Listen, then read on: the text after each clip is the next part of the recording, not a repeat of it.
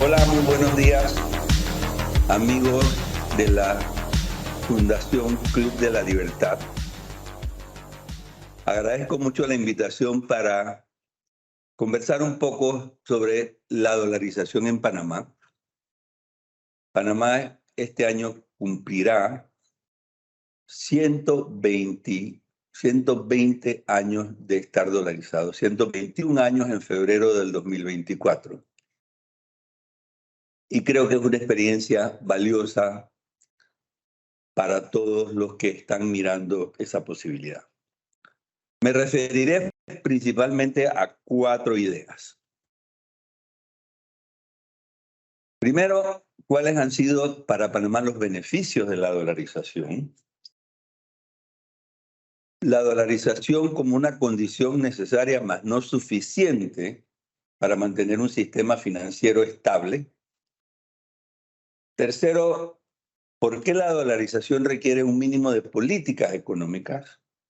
No necesariamente solo políticas financieras. Y cuarto, ante la pregunta aquella de que Panamá es un país dolarizado, pero no necesariamente un país desarrollado, es comentar un poco por qué la dolarización no es una bala de plata. Es importante, es esencial, pero no es una condición, como dije arriba, suficiente para el desarrollo. Me referiré primero a los antecedentes históricos. Como muchos de ustedes saben, Panamá, después que se independizó de España, allá en el 1821, años en que casi toda la América Latina así lo hizo, Panamá se anexó a Colombia. Voluntariamente, con aquello del sueño bolivariano, Panamá se volvió una provincia de Colombia. Panamá fue entonces parte de Colombia entre 1821 y 1903, cuando nos separamos definitivamente de Colombia y nos convertimos en la República de Panamá. Esos años de Panamá como provincia de Colombia se vive el horror de la inflación, porque Colombia tenía en el siglo XIX una vida política muy complicada, presidentes cada 2 años, en fin, una serie de problemas y sobre todo una devaluación constante del peso. Y Panamá vivía estos horrores de la inflación galopante que vivía el resto de Colombia. Sin embargo, el Istmo vive 2 periodos de moneda dura. Cuando se construye el ferrocarril transísmico que se hace casi y el desarrollo de las explotaciones de la fiebre de oro en California, porque era mucho más fácil venir de Nueva York a San Francisco por Panamá. Y luego cuando se intentó por los franceses el canal francés, el primer intento en 1876, en esos periodos Panamá, por la moneda dura que trae el dólar al ferrocarril y por la moneda dura que traen los francos franceses a la construcción del canal, vive unos periodos de moneda dura que le hacen pensar que se puede tener una moneda estable. Es un poco, todavía no hemos podido descubrir quiénes fueron los grandes pensadores que pensaron que debía la Constitución panameña impedir la moneda de curso forzoso. Hay quien dice que se hizo por algunos pensadores ya en Colombia, hay quien dice que los mismos panameños ante esto.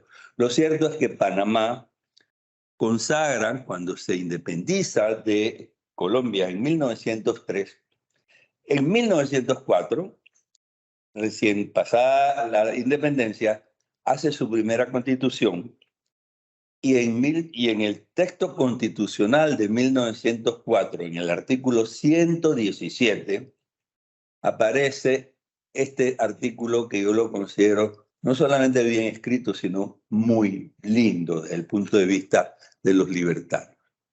Dice, no podrá haber en la República papel moneda de curso forzoso. En consecuencia, cualquier individuo puede rechazar todo billete u otra cédula que no le inspire confianza, ya sea oficial o particular. Con el tiempo, la segunda parte del artículo se omitió pensando que era más práctico hacerlo más corto. Pero yo en realidad pienso que es un artículo muy lindo y que contiene todo el espíritu de no tener una moneda de curso forzoso. Luego, como antecedente histórico importante, Panamá, justo después que se independiza, entra en una negociación con los Estados Unidos para construir un canal que no pudieron construir los franceses y que Estados Unidos acomete en un acuerdo que hace con Panamá.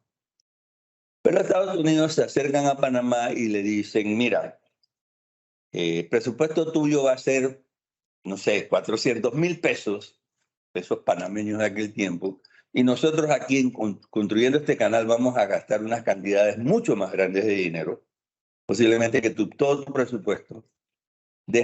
Permítenos que el dólar circule, porque me vas a obligar a convertir mis dólares a tus pesos, lo que voy a crear es una inflación porque el peso tuyo se va a revaluar artificialmente, y los panameños hacen con los americanos un convenio monetario que se firma el 18 de junio de 1904, en el cual Panamá permite a los Estados Unidos usar el dólar durante la construcción del canal. El convenio de 1904 pervivió hasta el año de 1972, y cuando al fin se extinguió, nadie se dio cuenta, porque ya habían pasado 60 años desde que se había dolarizado.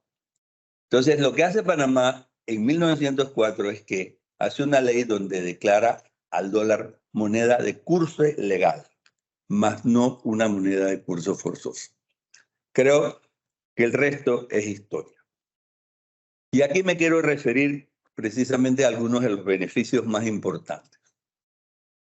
El primero, y lo que todos tratamos de lograr, es que sea dinero estable. ¿Sí?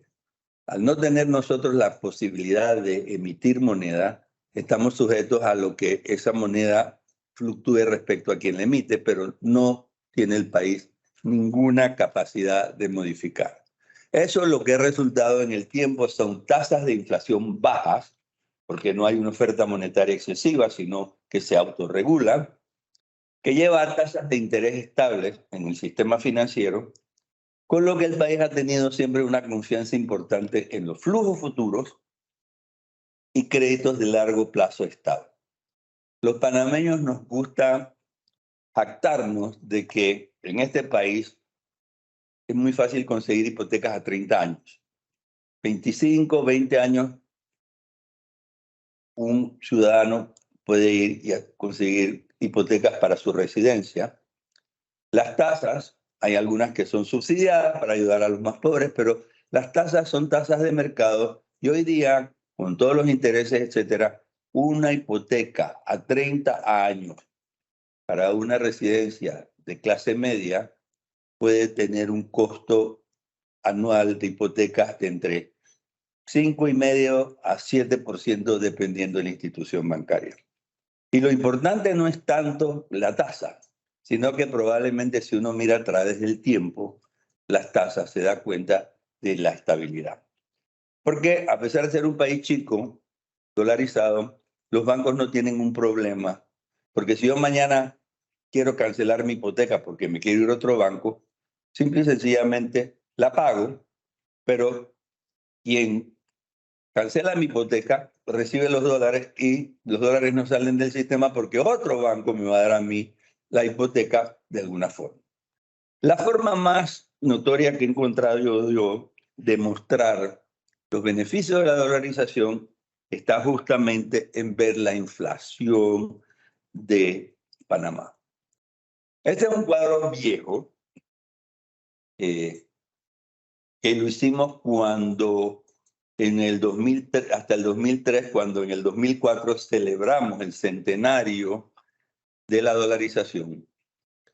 Y ahí ustedes pueden ver que del año 1943 a 2003, la inflación promedio anual de la República de Panamá era 2,16%. Hubieron algunos años como las crisis del 83 o el 84 en que las tasas fueron más altas, habida cuenta de un aumento importante de la oferta monetaria. Pero las tasas por 50 años, 60 años, con una inflación promedio de 2.16%. La inflación más reciente, ahora viéndolo año por año, tenemos de 1990 al 2022, solo en el año del 2008 hubo una inflación de 8%, mientras que todos los años ha estado por debajo. Y esos años en que hubo esos picos fueron años en que hubo un aumento del endeudamiento externo y un aumento de la oferta monetaria interna por razones de inversión, pero rápidamente fueron bajando y la inflación del año 2022, como dice ahí, fue 2.58. Esa es la historia de la inflación en Panamá. Ahora bien, muy importante también. Primero, el Estado no tiene máquina de emitir. Ese es cuando nosotros vemos la calidad de nuestros políticos, que no es mejor, yo diría que posiblemente peor que la de muchos políticos latinoamericanos, hace una enorme diferencia que ellos no tengan acceso a una máquina de imprimir billetes. Segundo, la primera ventaja de no tener la máquina de emitir es que el país solo puede emitir o puede tener moneda en la medida que se endeuda. Así, por ejemplo, Panamá va al mercado internacional, consigue dinero, últimamente ha conseguido mucho dinero, como este ha sido un gobierno con muchos gastos, pero al final de cuentas hay que pagar la deuda. Nosotros no estamos teniendo un impuesto al ciudadano devaluándole la moneda, sino simplemente o le subimos los impuestos o somos más productivos, pero el déficit debe estar en función de la capacidad crediticia. Eso además tiene, y ustedes los argentinos lo saben mejor que nosotros, un elemento de realidad a los precios y las tasas. Aquí, las tasas, los precios, los refleja el valor, la oferta y la demanda. Muy poco le incide el valor de la moneda. Yo estuve recientemente en Argentina y sí, los precios estaban baratos, pero yo diría que estaban baratos porque la moneda estaba devaluada, pero no realmente porque los precios fueran bajos. Y así también las tasas. En este país, por ejemplo, eso es uno de los temas que lo hemos considerado beneficioso, pero al mismo tiempo ha habido casos en que esa baja inflación y esos precios y tasas reales no han sido tan beneficiosos. Y el caso que se me ocurre más impactante es las pensiones, el valor de rescate de las pensiones de la seguridad social. Cuando en Argentina y en Chile se hicieron las reformas de pensiones, pues encontraron un valor de pensiones devaluado. Y si bien fue cierto, la reflotar el sistema y reestructurarlo fue una labor importante, pues contaban con que tenían un valor adquisitivo bajísimo. Aquí, en la medida que nosotros hemos tratado y seguimos tratando en volver los sistemas de pensiones a sistemas de capitalización, el tamaño de los bonos de reconocimiento van a ser más altos simple y sencillamente porque la poca inflación hace que los valores sean relativamente altos. Lo mismo que los panameños, por ejemplo, son muy buenos pagadores de sus casas. Ellos cumplen con sus hipotecas, porque la inflación no les destruye el valor de la casa. Cierto que tasas más altas siempre pueden conversarse con aumentos artificiales del valor de la casa, pero no hay, la delincuencia es muy baja, precisamente porque la gente sabe que lo que está haciendo está acumulando para el futuro.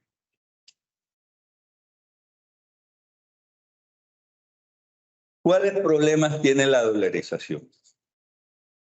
Bueno, no sé si es un problema, pero aquí no hay una política monetaria. Hay quienes han dicho que debemos tener, que no tenemos instrumentos monetarios, que no podemos hacer ciertos desarrollos de la economía porque no hay una política monetaria. Yo personalmente siento que vistas las ventajas de las otras cosas, personalmente no creo que necesitamos una política monetaria. La otra crítica es que somos un país a la intemperie. Es una palabra usada por un expresidente, que Panamá era un país a la intemperie, pero él la usó en el sentido que yo la uso, que qué bueno estar a la intemperie, qué bueno depender de lo que pasa en el mundo y no de un político que mañana pone a escribir, a mover la maquinita porque necesita financiar los sueldos de sus amigos en el gobierno. Entonces, estar a la intemperie quiere decir que podemos lidiar en una forma racional con el sistema mundial. Y la prueba de eso es que el sistema bancario panameño nunca ha tenido una quiebra. O sea, los bancos casi que se autorregulan. Por supuesto que hay un regulador, pero los bancos no tienen una banca central que sea el prestamista del último recurso y por lo tanto tienen que cuidar porque no va a haber nadie papá Estado a venirlos a resolver. Y eso no solamente ha hecho un sistema sano, un sistema con una buena medida se sana internamente, los bancos se acomodan, y por cierto va a salir un artículo muy pronto sobre cómo el sistema bancario ha vivido las crisis que ha vivido y cómo las ha resuelto exitosamente fortaleciendo el sistema. Y luego, pues, como conté finalmente hace un rato sobre el tema de la seguridad social, permanece el valor de activos y pasivos. Pero si eso fuera una desventaja, y no tener política monetaria fuera una desventaja, y ser un país a la intemperie fuera una desventaja, yo creo que yo prefiero quedarme con esos problemas que todos los problemas que tiene la emisión de moneda. Por supuesto que, como dije al principio, la dolarización no es suficiente. Primero, el éxito es la economía tiene que ser abierta. Eso lo hemos aprendido los panameños en el tiempo. Tú puedes dolarizar, pero si tú no tienes un sistema financiero abierto, simple y sencillamente el sistema no se acomoda. Entiendo que en Argentina están hablando de una banca libre, están hablando que es el camino en la dirección correcta. Ecuador, por ejemplo, está dolarizado, pero Ecuador ha tenido algunas dificultades porque ha mantenido el sistema financiero en pocos bancos, en pocos grupos. Y aquí el éxito ha sido todo lo contrario, un sistema abierto de capitales. Incluso eso está ligado a una política fiscal importante de la República de Panamá, que es que aquí los ingresos provenientes de inversiones en el exterior no tributan en Panamá. Y eso es así precisamente para permitir que el ahorro se mueva y funcione, y además se privilegia y se premia el ahorro. El otro tema que siempre lo hemos discutido es que si el éxito de Panamá es estar dolarizado o no haber tenido banca central. De hecho, cuando cumplimos los 100 años, que hicimos una publicación que se llamaba 100 años dolarizados o un siglo sin banca central. Yo pienso que el éxito es no tener banco central, pero si además te pegas a una moneda líquida mundial como el dólar, por supuesto que vas a tener mucho más éxito.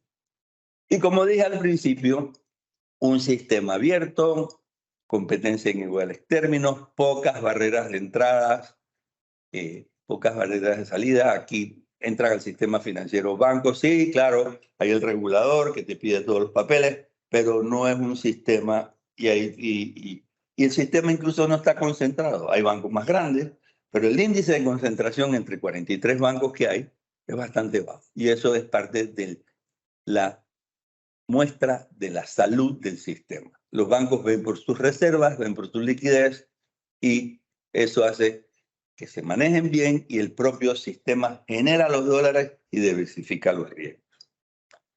Ahora bien, la dolarización requiere un mínimo de política económica, ¿no? No puedes dolarizar sin nada. La primera es que tiene que tener una política de apertura. Entonces tiene que ser un sistema en que abres el sistema financiero. Panamá tiene posiblemente estructuralmente una ventaja, porque es una economía abierta, porque Panamá es un centro logístico y de comercio. Panamá es un hub. Entonces eso es imposible que tú puedas tener un hub de comercio internacional, zonas libres, sin tener una política abierta. Aquí los aranceles son bajos, aquí se protege la agricultura, se protegen algunas cosas, pero el tamaño de la agricultura panameña, por ejemplo, no llega al 2% del Producto Interno Bruto. Entonces las pocas distorsiones son bajas. La segunda es tener una política fiscal decente. Yo creo que el corazón de la política fiscal panameña es que los impuestos son solo territoriales. Y eso ha sido nuestra gran pelea con la OECD y con la GAFI, de que quiere que Panamá pague impuestos por renta mundial. Nosotros no lo vamos a hacer, vamos a reformar el sistema para cumplir con todas estas cosas, pero es importante para la dolarización, para el sistema financiero, que tengamos una política fiscal abierta. Cierto es que tú no puedes hacer esto si no tienes también una buena supervisión prudencial. Los bancos se cuidan mucho por sí solos aquí, es un sistema ejemplar, pero tú tienes que tener un regulador. Como no tienes un banco central que algunas veces hace las veces de regulador, aquí la supervisión de la superintendencia de bancos, la superintendencia de valores, es una supervisión prudencial que yo llamo buena porque no es intrusiva, es más bien alrededor. Y por último, aquí lo llamo yo, líbranos de tentación, es no ponernos a pensar que debemos tener moneda propia o que tenemos créditos dirigidos, lo cual entonces poco a poco caeríamos un poco en este problema.